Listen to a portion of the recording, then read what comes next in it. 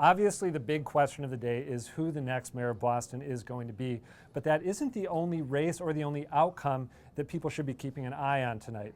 With me now to talk about some other topics to watch is WGBH political analyst Peter Kadzis. Peter, as always, thanks for being here. So, other than the mayor's race, what outcomes are you going to be watching closely? Well, there's some real drama taking place at the polls right now. You know, people are still voting, so I want to be a little oblique, but it does look like Michelle Wu, a political newcomer, running for city council at large, there's a chance that she could top the ticket. That's incredible news because women in Boston politics are not two phrases, concepts that are synonymous. Not only is she doing well, but Ayanna Pressley, who was expected to top the ticket and may well do so, is also running strong in the polls. So Boston, not a town friendly to women in politics, could have the two top performers in the city council. It's worth underlining a couple things before we leave that. Michelle Wu is Asian American, would be, I believe, the second Asian American city councilor after elected. Sam Yoon, yes. After Sam Yoon, and Ayanna Pressley, African American.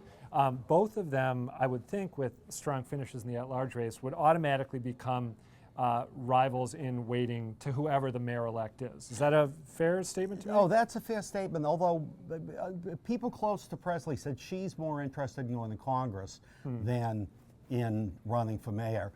Michelle Wu is very young. She's 28 years old.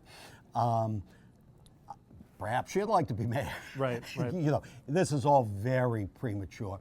But what's also interesting is another Asian American woman, Suzanne Lee, is challenging Bill Linehan for the South Boston South End district council Bill race. Linehan, who's sort of a classic, old school Irish American South Boston I would politician. say he's sort of the best of old Boston. You know.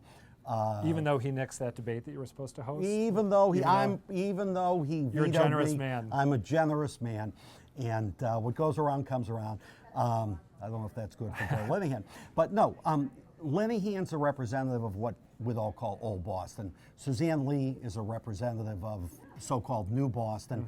In that in District 2, that South End race, there's a real clash of prototypes in Boston. And Bill Linehan, as some people remember, has suggested that he should be the guy hosting the St. Patrick's Day breakfast, since Linda Dorsina-Forey, the state senator, is from Dorchester rather than South Boston. So, but State Senator Forey whipped him into shape pretty quickly. She did. All right, how about the casino referendum that's going on in East Boston and Revere today? You know, I don't have as good a feel for that. It's going to be tight. Yep.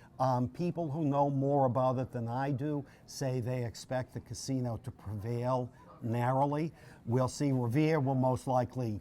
It'll cruise in Revere. I think Yes. I'm going to predict a narrow defeat for the casino in East Boston. You know, whoever loses will sue since Caesars pulled out. Correct. Now, last question for you. You had a post on WGBHnews.org today on the Scrum blog talking about turnout so far and the implications of it. Can you summarize it briefly for us? Sure.